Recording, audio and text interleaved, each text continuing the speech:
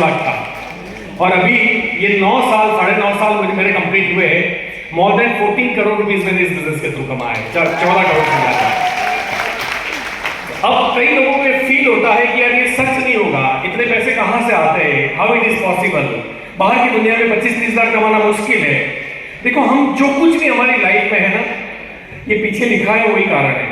इतने सारे लोगों को हमने सुना, इतने सारे लोगों को देखा, कई लोग आपसे आपसे अच्छे थे और कई लोग आपसे अच्छे नहीं थे, है ना। मर्द औरत, गरीब अमीर, पढ़ा लिखा अनपढ़, सबको देख लिया। ये देखने के बाद भी इस हॉल के बाहर जाके वो सोचेगा मेरे से होगा कि नहीं होगा।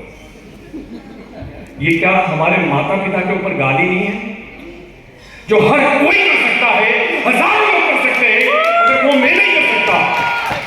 तो ये हम अपने माइंड को कैसे कंसीव कर रहे हैं।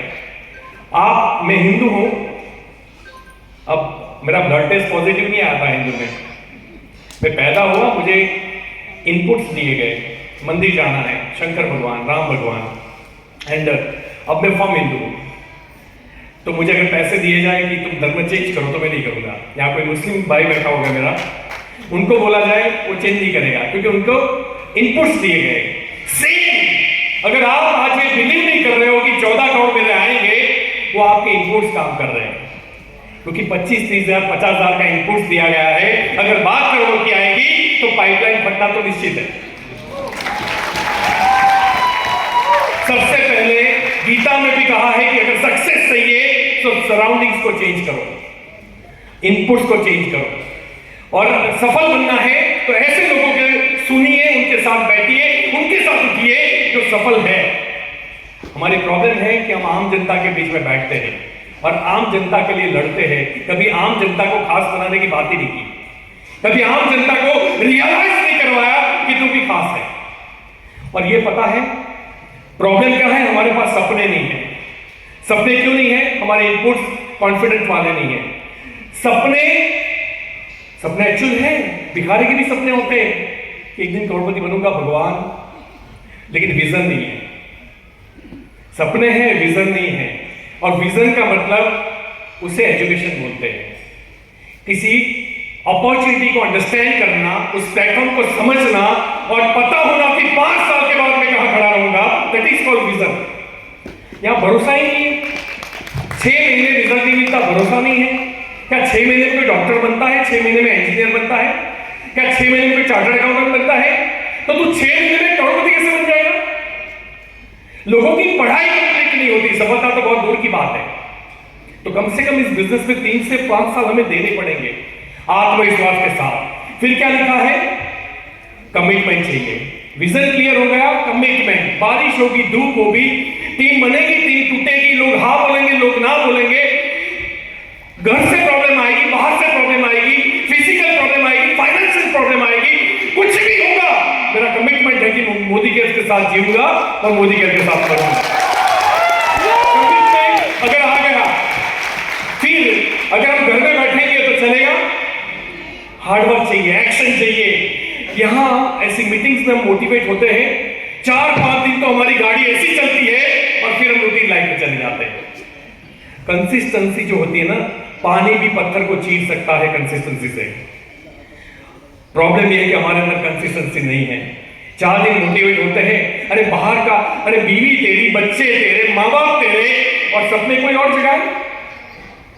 और फिर तू कंसिस्टेंट बने, फिर तू हार्डवर्क करे, फिर तू एक्शन करे। इसीलिए कंसिस्टेंसी, देखो यहां लिखा हुआ है ये सब कुछ। और जब कांस्टेंट काम करेंगे तो बिलीव भी आएगा, लीडरशिप भी आएगी, और कंसिस्टेंसी होगी तो इसके अंदर डेमो भी आएगा, कंसिस्टेंसी होगी तो मुझे पर्सनालिटी का ग्रोथ होगा। आधे जो पृथ्वी के गोले हैं, जो भी हमारे जुपिटर्स है, आधे ऐसे हैं जो बाई प्रोडक्ट है। 3-4 चीजें कर ली तो 4-5 चीजें फ्री में, लेकिन वो 3-4 चीज हम कर नहीं पाते। हमारे पास हर जगह प्रॉब्लम है। देखो, प्रॉब्लम लाइफ में बड़ी या छोटी नहीं होती, और प्रॉब्लम सही और गलत भी नहीं होती। कोई साबित नहीं कर पाया कि ये प्रॉब्लम सही है।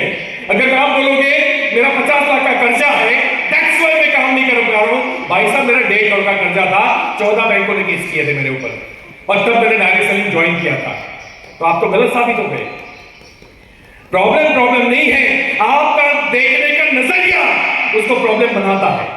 इसीलिए नजरिए को ठीक करो।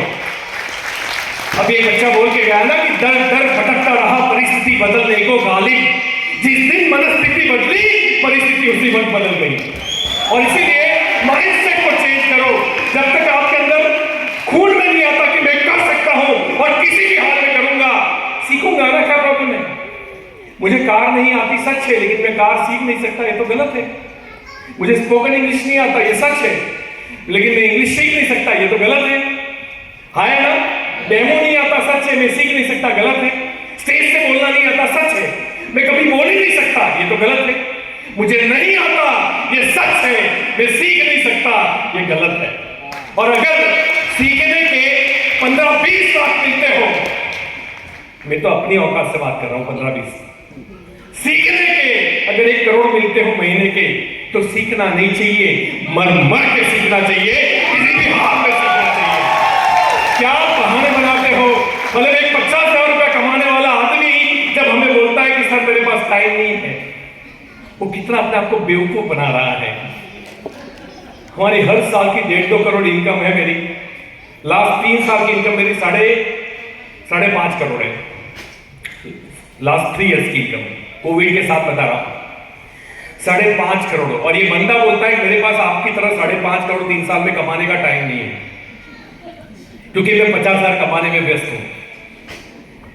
ये तो अपने आप को मूर्ख, यानी इसका मतलब ये है कि मुझे बिलीफ नहीं है। बिलीफ क्यों नहीं है? इनपुट्स।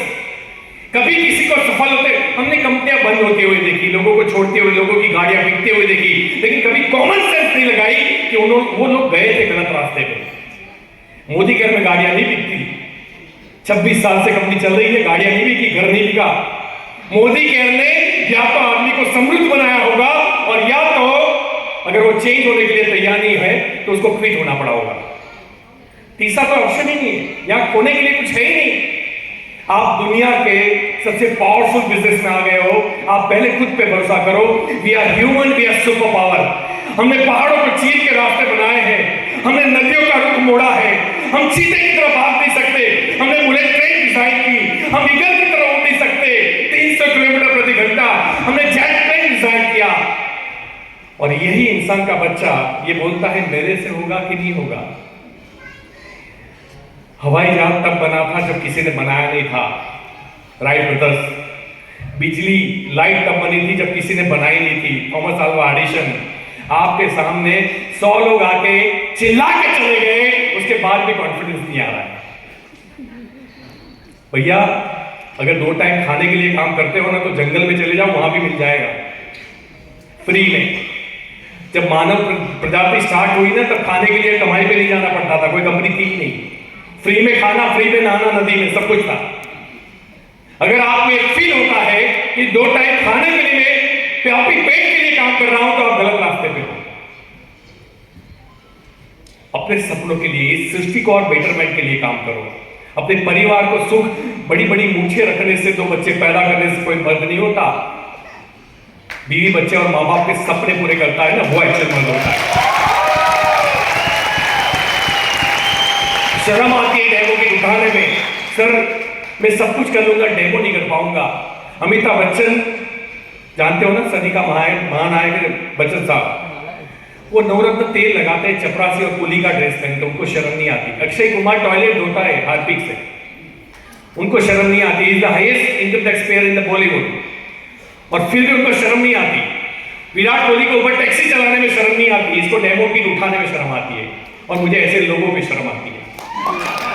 शर्म तब आनी चाहिए जब हमारा बच्चा सही स्कूल में ना पढ़ता हो। शर्म तब आनी चाहिए जब माँ बाप को खैरात के हॉस्पिटल में लेके जाना पड़े। 9 बच्चों को एक माँ बाप पाल लिया करते थे, आज 9 बच्चे मिलके एक माँ बाप को नहीं पाल रहे हैं। इससे बड़ी शर्म की बात और क्या हो सकती है? बीवी पे हाथ उठाओ, बच्चों को गाली दो, बैड वर्ड यूज करो, तब शर्म आनी चाहिए। किसी की बच्ची को ब्याह के लाए थे, तुझे रानी बना के राज करवाऊंगा। अरे हमारे देश में 80% महिलाएं रानी तो नहीं बनती, लेकिन नौकरानी जरूर बन जाती है। शर्म तब आनी चाहिए। शर्म आने के लिए जब नशे करते हो, मारामारी करते हो, गालियां बकते हो, ये सब शर्म की बात है। उधार मांगते हो, ये सब शर्म की बात है। जहां शर्म आनी चाहिए वहां शर्म नहीं आती, डेमोक्रेट उठाने में शर्म आती है। मैं आपको वादा करता हूं, अगर आपने डेमोक्रेट उठाने में शर्म नहीं की तो आपकी आने वाली 7 पीढ़ी को कुछ भी करने के लिए शर्म नहीं करनी पड़ेगी। खैर, मैं अपना विराम लेता हूं। मैं खुद सुरेखा मंच से सीखने आया हूं, मैं बहुत कुछ सीखा हूं। आज भी हम 350-400 लोग यहाँ पे आए हैं और गुजरात से आए हैं। आप सोचिए, हम इवेंट, यहाँ लिखा है, इस इवेंट में हम इतना बिलीव करते हैं, आप सोच भी नहीं सकते। आज मैं जो कुछ भी हूं इसमें अगर सबसे बड़ी कोई कामयाबी के अंदर, अगर फास्टेस्ट ग्रोइंग के अंदर ये डुप्लीकेशन लिखा है ना, ये बाई प्रोडक्ट है इवेंट का। लेकिन अगर मैं कमिटेड नहीं हूं, मैं हार्डवर्क नहीं हूं, मैं कंसिस्टेंट नहीं हूं, मैं सच्चा नहीं हूं और मुझे डुप्लीकेशन चाहिए, सेम डुप्लीकेशन होता है। इसीलिए भरोसा रखिए, अपने अपलाइन का हाथ थाम के रखिए। आपके अपलाइन आपको कभी डूबने नहीं देगी। एक सफल और ग्रोइंग अपलाइन को फॉलो कीजिए। कोई समझ में नहीं आए, सुरेखा मैम का फेसबुक फॉलो कर लीजिए, कुछ करने की जरूरत नहीं पड़ेगी। तो thank you so much again ma'am, मेरा टाइम ओवर होता है। थैंक यू सो मच, जय Hind, love you all, thank you so much.